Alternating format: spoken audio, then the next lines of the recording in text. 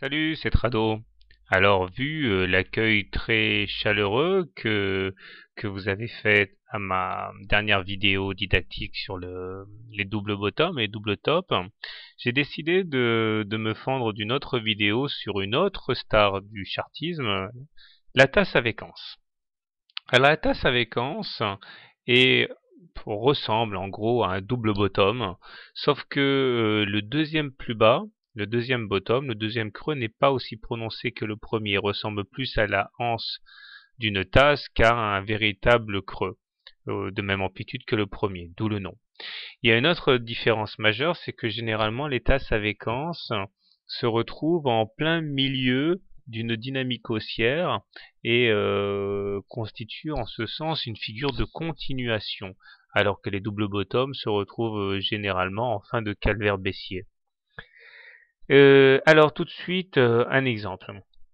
Sur le graphe ici de l'euro contre la livre sterling, je rappelle que j'aime bien trader les devises parce qu'on a sans cesse des opportunités. C'est pour ça que mes exemples reposent souvent sur le forex et pas sur les actions.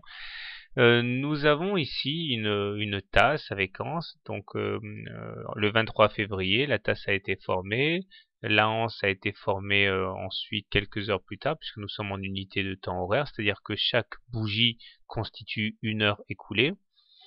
Et lorsque nous avons la tasse avec anse qui est formée, l'objectif est désigné par le report de la hauteur de la tasse au-dessus de la ligne d'eau, ici. Donc on se retrouve avec un objectif à 0,88 685.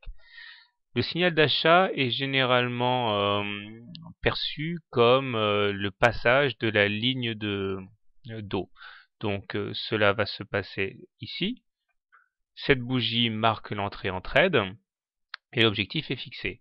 Alors tout de suite, avant de trader, il faut déjà, même plutôt que, que la fixation de l'objectif, c'est fixer le stop loss, c'est-à-dire la valeur en dessous de laquelle on sort du trade parce qu'on veut protéger son capital.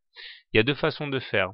Pour les plus agressifs, le stop loss est mis en cas de réintégration de la ligne d'eau. Pour les plus placides, l'objectif est assorti d'un stop loss qui sera en dessous de la hanche. C'est-à-dire que si jamais les cours redescendent jusqu'à 87,71, eh bien on sort du trade, on se dit que c'est cuit. Bon, il est clair que les deux techniques ont leurs défauts. Si on sort trop vite par simple réintégration de la ligne d'eau, on risque de sortir d'un trade qui se serait révélé payant à terme, mais par contre on aura toujours des pertes en capital mesurées.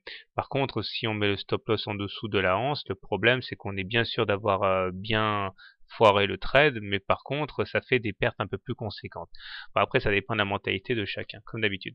Donc revenons à notre trade, donc quelques heures vont s'écouler, pouf, on atteint ici l'objectif égal à la hauteur de la tasse, on sort ici. Certains aiment bien rester, ou alors ils prennent la moitié de profit sur leur position. Bon, moi je sors directement, mais de toute manière je vous expliquerai pourquoi c'est pas une figure que j'adore. Toujours en l'occurrence ici, il s'avère que la hausse a continué bien plus longtemps. Donc ici c'est parfait, le trade a fonctionné merveilleusement bien, mais c'est pas toujours le cas. Alors j'ai repéré plusieurs cas pour identifier les situations. Donc voilà, autre cas de tasse avec anse, c'est ici. Donc je zoome un petit peu, tasse, anse, on met la ligne d'eau ici, l'objectif il est égal à la hauteur de la tasse, c'est-à-dire donc euh, là. Donc en même temps que l'on rentre, on met son stop loss. Son stop loss soit en dessous du niveau d'eau, soit en dessous de la hanse, et puis on croise les doigts. Et l'objectif est atteint ici. Donc encore une fois, un trade gagnant. Mais bon, mon objectif, c'est pas non plus de vous vendre des balivernes, surtout que je ne vends rien. Je vais vous montrer des cas où ça marche pas du tout, et ça foire lamentablement. Et ça fait partie du trade. Voilà. Une belle foirade. Tasse, bon celle-là elle est petite, hein, c'est une tassette avec anse. Tasse, anse, je rentre ici, je mets mon stop loss soit en dessous de la anse, soit en cas de réintégration. Qu'est-ce qui s'est passé? Voilà, j'ai effectivement traversé la ligne d'eau, mais tout de suite après, eh bien, ça a été une grosse déconvenue et je réintègre la ligne d'eau et c'est donc un trade qui est perdant puisque effectivement l'objectif n'a pas été atteint et c'est le stop loss qui a été atteint en premier.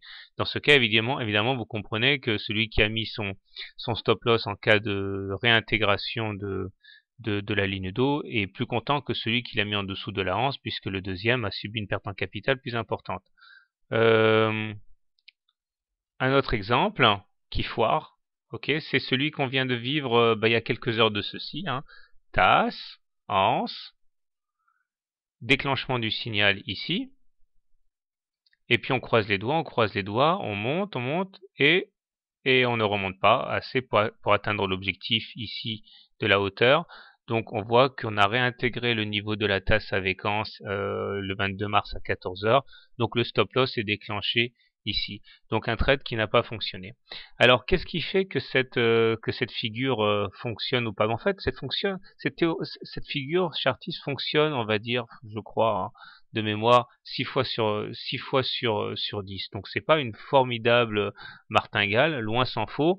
Mais si on part du principe que l'objectif de gain est toujours plus important que le stop loss qu'on s'accorde, eh bien ça veut dire que sur le long terme on s'en sort, puisque quand on a raison, on gagne plus que quand on a tort.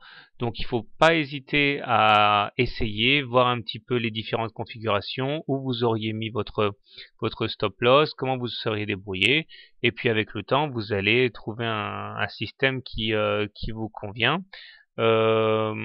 Alors j'essaie de trouver un autre exemple. Vous voyez que des tasses avec anse, il y en a très souvent. Il y en a partout. Ici, par exemple, une petite tasse avec une anse là.